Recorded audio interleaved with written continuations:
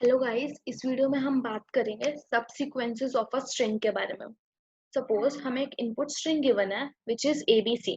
हमें स्ट्रिंग की सारी सबसीक्वेंसेस को प्रिंट करना है। तो सबसे पहले तो सबसीक्वेंसेस होती क्या है। अगर मुझे एक स्ट्रिंग गिवन है एबीसी, तो उसकी सबसीक्वेंसेस क्या होंगी? A B, B C, A B C, A C, A B, सिर्फ ए, ओनली सी। ये सारी जो होंगी मेरी सबसीक्वेंसेस होंगी इस स्ट्रिंग एबीसी की। इनफैक्ट एक एम्प्टी स्ट्रिंग भी इस स्ट्रिंग की एक सबसीक्वेंस कहलाएगी। तो अगर मैं एक एम्प्टी स्ट्रिंग की बात करूं तो वो तो सबसीक्वेंस होगी ऑफ एवरी स्ट्रिंग। ठीक है। तो अगर मेरी सपोज एक इनपुट स्ट्रिंग है जिसकी लेंथ है 3, यहाँ पर जैसे एबीसी है उसकी लेंथ है 3। तो अगर मैं सबसीक्वेंसेस की बात करूँ कि कितनी नंबर ऑफ सबसीक्वेंसेस होंगी, तो वो तो मुझे पहले से पता है कि मेरी उस स्ट्रिंग की जिसकी लेंथ n इक्वल्स टू 3 है, उसकी subsequences 2 raise to the power n होंगी। वो कैसे होंगी अभी हम देखते हैं। ठीक है, तो स्टार्ट करते हैं। तो इनिशियली क्या होगा, हमें एक स्ट्रिंग गिवन है सिर्फ इनपुट विच इज एबीसी। ठीक है। यहाँ पर अब हमें इसकी सारी सबसीक्वेंसेस को प्रिंट करना है। तो मैंने क्या करा, यहाँ पे इनिशियली अपनी एक आउटपुट स्ट्रिंग बना ली जो कि इनिशियली अभी एम्प्टी है, उसमें कुछ नहीं पड़ा हुआ। तो मैंने क्या करा, उसको दो केसेस में डिवाइड कर दिया। कौन से दो केसेस में? मैंने कहा कि एक बार ही अपनी आउटपुट स्ट्रिंग में जो इनपुट स्ट्रिंग है उसका जीरोथ कैरेक्टर ऐड कर दो, और एक बार ही अपनी जीरोथ कैरेक्टर को आउटपुट स्ट्रिंग में ऐड मत करो। ऐसा करने का क्या मतलब है, मैं अपने आउटपुट स्ट्रिंग में बेसिकली अपनी सबसीक्वेंस को जनरेट कर रही हूँ। तो अब मेरी सबसीक्वेंस में हो सकता है कि ए एक बार ही आ रहा हो और एक बार ही ना आ रहा हो। तो मैंने इसके बेसिस पर दो केसेस में डिवाइड करा। एक बार ही अपनी दो आउटपुट स्ट्रिंग बनाई बेसिकली, इनफैक्ट एक ही बनाई, क्योंकि जो दूसरा केस है जिसमें मैं अपने फर्स्ट कैरेक्टर को ऐड ही नहीं कर रही, उसमें मेरी जो ओरिजिनल आउटपुट स्ट्रिंग थी मैं डायरेक्टली उसे ही पास कर दूंगी। लेकिन जो फर्स्ट केस है जिसमें मैं अपनी नई नई जो स्ट्रिंग बनाऊंगी उसमें एक कैरेक्टर ऐड हुआ है अपनी पुरानी स्ट्रिंग के में जो भी पड़ा है उसके अलावा। तो यहाँ पे मैंने फर्स्ट स्टेप यही करा कि अपने स्ट्रिंग को दो पार्ट्स में डिवाइड करा। उसमें मैंने अपनी आउटपुट स्ट्रिंग में एक बार ही अपने जीरो कैरेक्टर को ऐड करा, और एक बार ही मैंने अपनी output string as it is pass कर दी। अब जो इनपुट स्ट्रिंग थी उसमें जो फर्स्ट कैरेक्टर जो कि ए था, उसका काम अब खत्म हो चुका है। अब मुझे अपनी रिमेनिंग स्ट्रिंग पे वर्क करना है विच इज बीसी। तो दोनों ही केसेस में मैंने इनपुट स्ट्रिंग अब पास कर दी रिकर्जन कॉल में बीसी। ठीक है। अब नेक्स्ट स्टेप में क्या होगा, यही प्रोसेस जो हमने ए के लिए करा यही प्रोसेस बीसी के लिए होगा इन दोनों केसेस में। अब मैं इस केस की अगर बात करूं जिसमें मैंने अपनी आउटपुट स्ट्रिंग में ए को ऐड करा हुआ, जब इस पर रिकर्जन कॉल होगा तो अब हमारा जीरो कैरेक्टर बन चुका है बी। तो वो क्या करेगा, फर्दर फिर से इस आउटपुट स्ट्रिंग में जो कि ए है इसमें एक बारी बी को ऐड करेगा और एक बारी बी को ऐड नहीं करेगा। तो जब वो बी को ऐड करेगा तो आउटपुट स्ट्रिंग बन जाएगी ए बी, और जब ऐड नहीं करेगा तो मेरी output string as it is रहेगी विच इज ए। ठीक है। अब इनपुट स्ट्रिंग का क्या होगा, तो बीसी में बी का काम अब खत्म हो चुका है, तो अब हम इनपुट स्ट्रिंग जो फर्दर पास करेंगे आगे रिकर्जन कॉल में वो हमारी पास होगी सी, क्योंकि बी का काम खत्म हो चुका। ठीक है। अब हम नेक्स्ट स्टेप में अगर बात करूं, अब ये जो स्टेप था जिसमें हमारे इनपुट स्ट्रिंग में सी बचा हुआ है और आउटपुट स्ट्रिंग में यहाँ पर ए बी पड़ा है। अब क्या होगा, फर्दर सी पे भी वही काम होगा। ए बी जो हमारी आउटपुट स्ट्रिंग है उसमें एक बारी सी ऐड हो जाएगा और एक बारी as it is output string pass हो जाएगी। अब लेकिन इनपुट स्ट्रिंग अगर मैं बात करूं तो सी का काम खत्म हो चुका है। अब जो आगे वो जो पास करेगा वो हमारी एम्प्टी स्ट्रिंग होगी, क्योंकि सी के बाद हमारे पास कुछ नहीं है। तो यही हमारा बेस केस बन जाएगा क्या, कि जब मेरी इनपुट स्ट्रिंग की लेंथ 0 हो जाएगी तब मेरी आउटपुट स्ट्रिंग में जो भी पड़ा है उसे डायरेक्टली प्रिंट कर दो, क्योंकि वो हमारी वन ऑफ द सबसीक्वेंस होगी ऑफ इनपुट स्ट्रिंग। और अगर हम यहाँ ध्यान से देखें, जब हमारी इनपुट स्ट्रिंग एम्प्टी हो चुकी है तो आउटपुट स्ट्रिंग में एबीसी और ए बी पड़ा हुआ है, और ये दोनों ही हमारी इनपुट स्ट्रिंग एबीसी की सबसीक्वेंसेस है। तो हमारी दो सबसीक्वेंसेस तो प्रिंट हो चुकी हैं। ठीक है। अब हम आगे चलते हैं। हम इस केस पे थे जब यहाँ पर, तो यहाँ पर हमारे आउटपुट स्ट्रिंग में ए पड़ा हुआ है और इनपुट स्ट्रिंग में सी। अब इस स्टेप पे फर्दर क्या होगा, सी के लिए भी वही काम होगा। एक बार ही आउटपुट स्ट्रिंग में ए के साथ सी ऐड हो जाएगा और एक बार ही ऐड नहीं होगा, और दोनों के लिए ही इनपुट स्ट्रिंग जब आगे फर्दर पास होगी तो सी के आगे क्योंकि कुछ भी नहीं पड़ा हुआ है इसलिए वो एम्प्टी बन जाएगा, और इनपुट स्ट्रिंग एम्प्टी होने के बाद हमारी बेस कंडीशन आ जाएगी कि इनपुट स्ट्रिंग अगर एम्प्टी है तो हमारी आउटपुट स्ट्रिंग में जो भी पड़ा है अभी इस टाइम उसको प्रिंट कर दो। और अगर हम ध्यान से देखें तो AC और A ये दोनों भी हमारी सब सीक्वेंसेस हैं इनपुट स्ट्रिंग की, तो ये दोनों सब सीक्वेंसेस भी प्रिंट हो जाएंगी। ठीक है, अब हम आगे चलते हैं। जब हमने फर्स्ट स्टेप में इनका काम सबका खत्म होता जाएगा, फिर जब हमने ए का काम खत्म हो गया था, हमने ए को बिना इंक्लूड करे वाला जो स्टेप था वो था ये। यहाँ पर हमारी जो आउटपुट स्ट्रिंग थी वो एम्प्टी थी और हमने ए को इंक्लूड नहीं करा, तो हमने आगे फर्दर कॉल कर दिया विदाउट एडिंग ए जो आउटपुट स्ट्रिंग थी एज इट इज। अब इसने वही काम यहाँ पे बी के लिए करा, इसने कहा आउटपुट स्ट्रिंग में एक बारी बी को ऐड कर दो और एक बारी ऐड मत करो। तो जब हमने बी को ऐड करा तो आउटपुट स्ट्रिंग में बी आ गया, और जब हमने बी को ऐड नहीं करा तो आउटपुट स्ट्रिंग जो पहले थी अभी भी वही रहेगी, क्योंकि एम्प्टी थी तो अभी भी एम्प्टी है। और इनपुट स्ट्रिंग की अगर मैं बात करूं, बी का काम क्योंकि यहाँ पे अब खत्म हो गया है, तो इनपुट स्ट्रिंग आगे कॉल करेगी विच इज सी। अब इन दोनों ही केसेस में फर्दर आगे कॉल्स होंगी, सी पे भी वही काम होगा, इस केस में भी वो एक बार आगे ऐड करेगा और इस केस में भी। इसमें जब हमने सी को ऐड करा तो बी सी बन गया आउटपुट स्ट्रिंग, जब ऐड नहीं करा तो आउटपुट स्ट्रिंग बी ही रहा। इस केस में जब हमने सी को ऐड करा आउटपुट स्ट्रिंग सी बन गया, जब हमने ऐड नहीं करा तो वो एज इट इज रहा एम्प्टी यहाँ पर। तो अगर हम ध्यान से देखें इन केसेस में अब हमारी फर्दर इनपुट स्ट्रिंग क्योंकि एम्प्टी हो चुकी है तो हमारी बेस कंडीशन आ गई है फर्दर, और बी सी, बी सी और एम्प्टी स्ट्रिंग भी, ये चारों ही सब सीक्वेंसेस हैं हमारे इनपुट स्ट्रिंग की, तो अब ये चारों भी प्रिंट हो जाएंगे। तो अगर हम ध्यान से देखें अगर, तो हमने किया क्या यहाँ पे, हमने अपनी पूरी इनपुट स्ट्रिंग में सिर्फ 0th कैरेक्टर पे वर्क करना है, बाकी काम वो खुद करेगा। अब 0th कैरेक्टर पे हमें क्या काम करना है, हमें ये करना है कि आउटपुट स्ट्रिंग में एक बारी अपने 0th कैरेक्टर को ऐड कर दो और एक बारी ऐड मत करो, और आगे रिकर्जन को छोड़ दो रिकर्जन पे कि बाकी स्ट्रिंग का काम अब तू कर दे। मैंने अपने 0th कैरेक्टर का जो काम करना था वो मैंने कर लिया, जो कि ये था कि एक बारी मैंने अपने 0th कैरेक्टर को ऐड कर लिया और एक बारी अपने 0th कैरेक्टर को ऐड नहीं किया। बाकी काम मैंने रिकर्जन को बोल दिया कि अब तू भी हर स्टेप पे यही काम करता जा, और बेस कंडीशन लगा दी कि ये काम कब तक करते रहना है, जब तक मेरी इनपुट स्ट्रिंग की लेंथ 0 ना हो जाए तब तक ये सारा काम रिपीट होता रहना चाहिए। और जब मेरी इनपुट स्ट्रिंग की लेंथ 0 हो जाती है तो उस टाइम पर जो मेरी आउटपुट स्ट्रिंग होगी उससे तुम लोग प्रिंट कर दो, वो हमारी सबसीक्वेंस होगी।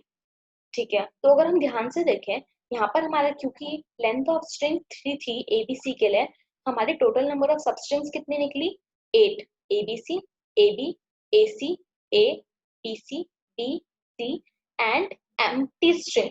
इस एम्प्टी स्ट्रिंग को मिला के हमारी सबसीक्वेंसेस 8 बन रही है। तो हमारी टोटल नंबर ऑफ सबस्ट्रिंग की अगर मैं बात करूं काउंट की, तो वो 2 raise to the power n होती है हर केस के लिए, क्योंकि हर स्टेप पे हमारे पास 2 चॉइसेस हैं कि या तो हम उस कैरेक्टर को इंक्लूड करेंगे या फिर नहीं करेंगे। तो ये लॉजिक यूज करते हुए मैंने अपना सबसीक्वेंसेस को प्रिंट कर दिया। तो अगर मैं ध्यान से देखें, रिकर्जन का मैंने बताया था हर क्वेश्चन में 3 स्टेप्स इन्वॉल्व होते हैं, base condition, recursive step and calculation step. यहाँ पर बेस कंडीशन क्या थी, इनपुट लेंथ स्ट्रिंग की जब लेंथ 0 हो जाए तो अपने आउटपुट स्ट्रिंग को प्रिंट कर दो, जो कि हमारी one of the sub sequences होगी। रिकर्सिव स्टेप क्या होगा, रिकर्सिव स्टेप इस केस में 2 होंगे। कौन कौन से, कि एक बार आउटपुट स्ट्रिंग में हमने अपने 0th कैरेक्टर को इंक्लूड करा और एक बार अपने आउटपुट स्ट्रिंग में मैंने अपने 0th कैरेक्टर को इनपुट स्ट्रिंग के इंक्लूड नहीं करा। और आगे इनपुट स्ट्रिंग जो मैंने करी वो दोनों स्टेप्स में सेम ही थी, क्योंकि अगर हम यहाँ ध्यान से देखें एबीसी में हमने ए को आउटपुट स्ट्रिंग में एक बार ए को ऐड करा एक बार नहीं करा, लेकिन जो इनपुट स्ट्रिंग दोनों स्टेप्स में कॉल हुई है वो रिमेनिंग स्ट्रिंग ही कॉल हुई है दोनों के केसेस में, विच इज बीसी। तो ये हमारे दोनों रिकर्सिव स्टेप्स थे। अब मैं अगर बात करूं कैलकुलेशन की, तो कैलकुलेशन स्टेप मेरा यही है कि अपने आउटपुट स्ट्रिंग में अपने 0th कैरेक्टर को हमें ऐड करना है बिफोर कॉलिंग। तो ये हमारा कैलकुलेशन स्टेप है। एक चीज यहाँ पे ध्यान रखनी है कि बेस कंडीशन तो ठीक है, लेकिन जो रिकर्सिव स्टेप और कैलकुलेशन की अगर मैं बात करूं तो हो सकता है कई केसेस में कैलकुलेशन वाला स्टेप रिकर्सिव स्टेप से पहले हो जाए, या कई केसेस में क्या होता है कैलकुलेशन वाला स्टेप रिकर्सिव स्टेप के बाद हो जाता है। तो इस केस में हमारी कैलकुलेशन वाली स्टेप पहले हो रही है और रिकर्सिव वाली स्टेप बाद में हो रही है, क्योंकि मैं पहले आउटपुट स्ट्रिंग में ऐड कर रही हूँ अपना 0th कैरेक्टर, फिर मैं आगे रिकर्जन कॉल कर रही हूँ जो हमारी न्यूली आउटपुट स्ट्रिंग्स बनी है उन पर। आई होप लॉजिक क्लियर है। मैंने बस हर स्टेप पे ये काम किया है कि इनपुट स्ट्रिंग का एक बार 0th कैरेक्टर इंक्लूड करो और एक बार विदाउट इंक्लूडिंग आगे कॉल करो। इनपुट स्ट्रिंग जो दोनों स्टेप्स में कॉल होंगी वो रिमेनिंग स्ट्रिंग होगी, और यही काम हर मैंने इनपुट के कैरेक्टर के लिए किया है। लेकिन हमारा कोड में हमें सिर्फ 0th कैरेक्टर पे वर्क करना है, बाकी काम हमें रिकर्जन पे छोड़ देना है, वो बाकी काम अपना खुद करेगा। ठीक है, तो ये हमारे कोड का लॉजिक था। एक बार इसका कोड देखते हैं। ठीक है, तो मैंने यहाँ पे देखें अगर ध्यान से, मेन में सबसे पहले अपनी यहाँ पे एक स्ट्रिंग इनपुट करा लिया है, जिसका नाम मैंने इनपुट ही रखा है। यूजर से एंटर करा लिया इनपुट स्ट्रिंग। उसके बाद मैंने क्या करा, इनिशियली अपनी एक आउटपुट स्ट्रिंग बना लिया है यहाँ पे, जो कि इनिशियली एम्प्टी है। मैंने अपना प्रिंट सबसीक्वेंसेस फंक्शन कॉल करा, उसमें अपनी इनपुट स्ट्रिंग और आउटपुट स्ट्रिंग पास कर दी। अब ये फंक्शन क्या कर रहा होगा, ठीक है, इस फंक्शन ने हमसे दो स्ट्रिंग्स ली। कौन कौन सी, एक इनपुट स्ट्रिंग और एक आउटपुट स्ट्रिंग। मैंने सबसे पहले इसमें क्या करा, अपनी बेस कंडीशन लगा दी। बेस कंडीशन क्या कह रही है कि इनपुट स्ट्रिंग की लेंथ अगर 0 है तो मेरी उस टाइम पर जो आउटपुट स्ट्रिंग है उसे प्रिंट कर दो और रिटर्न कर जाओ। ये हमारी फंक्शन की बेस कंडीशन होगी। अब नेक्स्ट स्टेप में मैंने क्या करा, कैलकुलेशन वाला स्टेप, कि सबसे पहले अब क्या काम करो, हमारी इनपुट स्ट्रिंग का जो 0th कैरेक्टर है, इनपुट ऑफ 0, उसको ऐड कर दो किसमें, हमारे पास जो आउटपुट स्ट्रिंग आई है उसमें।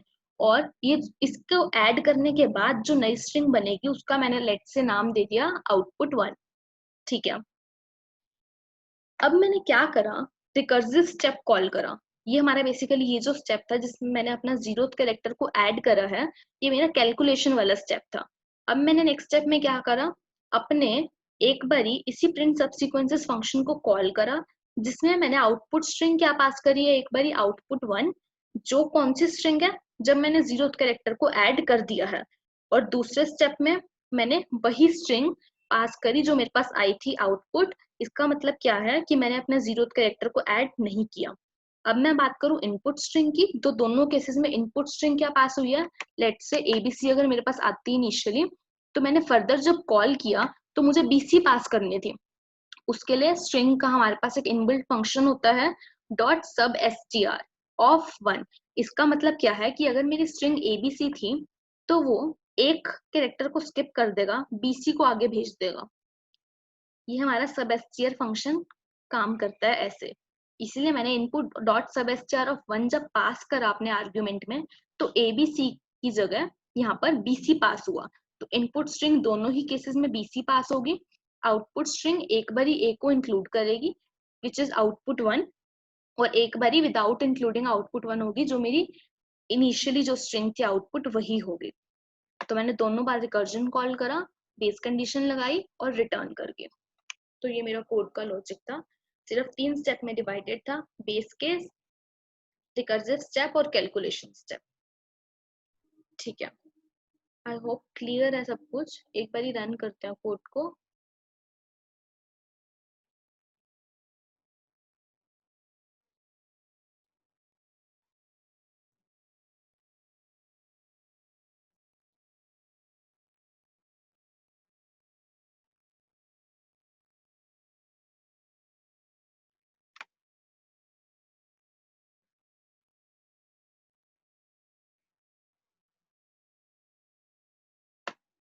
ठीक है, कंपाइल हो गया। लेट्स से मैंने स्ट्रिंग जो है अभी भी एबीसी ही दी, तो मेरी स्ट्रिंग्स प्रिंट हुई। अगर हम ध्यान से देखें, ABC, AB, AC, A, BC, B, 7। तो अगर हम ध्यान से देखिए, टोटल नंबर ऑफ जो स्ट्रिंग्स है वो 7 प्रिंट हुई है एबीसी के कॉरेस्पॉन्डिंग, क्योंकि 8 स्ट्रिंग जो थी हमारी वो एम्प्टी स्ट्रिंग थी, इसलिए यहाँ पे थोड़ा सा एंटर हुआ हुआ है, ये स्पेस खाली है, ये डिनोट कर रहा है हमारा एम्प्टी स्ट्रिंग को। ठीक है, तो ये चीज क्लियर होगी है कि अगर हमारी स्ट्रिंग की लेंथ n थी तो हमारी टोटल नंबर ऑफ सबसीक्वेंस कितनी होंगी, 2 raise to the power n। जैसे इस केस में हमारे पास लेंथ ऑफ स्ट्रिंग 3 थी, तो हमारी टोटल नंबर ऑफ सबसीक्वेंसेस कितनी बनी थी, 8 बनी थी, which is equal to 2 raise to the power 3। ठीक है, और एक चीज और जहां गलती करते हैं कोड लिखते हुए वो ये है कि जब हम न्यू स्ट्रिंग बना रहे हैं ना, ये output 1 equals to output plus input of 0, तो मैंने क्या करा, इनपुट ऑफ 0 को आउटपुट स्ट्रिंग के बाद में लिखा। ऐसा क्यों करा? सपोज मेरे पास जब आउटपुट स्ट्रिंग इनिशियली आ रही है तो वो एम्प्टी है। अब एबीसी मेरे पास इनपुट स्ट्रिंग थी, तो मैंने क्या करा, अपनी आउटपुट स्ट्रिंग में ए को एंड करा, ए को ऐड करा आउटपुट स्ट्रिंग में। तो एम्प्टी स्ट्रिंग में ए को ऐड करा तो वो ए ही रहा, कुछ फर्क पड़ा नहीं वैसे तो हमने क्या करा, एक बारी अपनी आउटपुट 1 स्ट्रिंग भेजी प्रिंट सबसीक्वेंसेस में, और एक बारी एम्प्टी स्ट्रिंग आउटपुट ही भेजी। तो जब मैंने ये वाला फंक्शन कॉल करा आउटपुट 1 को भेजकर, तो जब रिकर्जन कॉल होगा और दोबारा से वो उस फंक्शन में आएगा, और इस टाइम पर जब हमारी आउटपुट स्ट्रिंग में ए प्रेजेंट होगा, अब हमारे पास और इनपुट स्ट्रिंग में बीसी प्रेजेंट है, तो हमें जो बी को ऐड करना है वो ए के बाद ऐड करना है। तो आउटपुट स्ट्रिंग में ए था और इनपुट ऑफ 0 पे बी पड़ा है, तो आउटपुट प्लस इनपुट ऑफ 0 होगा, that is A plus B होगा, बी प्लस ए नहीं होगा। इसीलिए मैंने अपना इनपुट ऑफ 0 को बाद में लिखा आउटपुट के, क्योंकि सब सीक्वेंस में ऑर्डर मैटर करता है। मतलब एबीसी अगर मेरी स्ट्रिंग है तो ए बी एक उसकी सबसीक्वेंस होगी, लेकिन बी ए उसकी सबसीक्वेंस नहीं है। सिमिलरली बीसी एक सबसीक्वेंस है हमारी एबीसी की, लेकिन सी बी सबसीक्वेंस नहीं है। इसीलिए जब हम यहाँ पे इनपुट ऑफ 0 को ऐड कर रहे हैं तो मैंने उसे आउटपुट के बाद ऐड करा है। तो यहाँ पर मिस्टेक हो जाती है जनरली, तो इस चीज का ध्यान रखना। आई होप लॉजिक क्लियर है। हमने बस हर स्टेप पे दो चीजें करनी है, एक बारी अपने 0 कैरेक्टर को इंक्लूड करना है और एक बारी नहीं करना, और यही प्रोसेस हमारा हर इनपुट स्ट्रिंग के कैरेक्टर के लिए परफॉर्म होगा। लेकिन हमें सिर्फ अपने 0 कैरेक्टर के लिए काम करना है, बाकी रिमेनिंग स्ट्रिंग के लिए रिकर्जन काम खुद करेगा।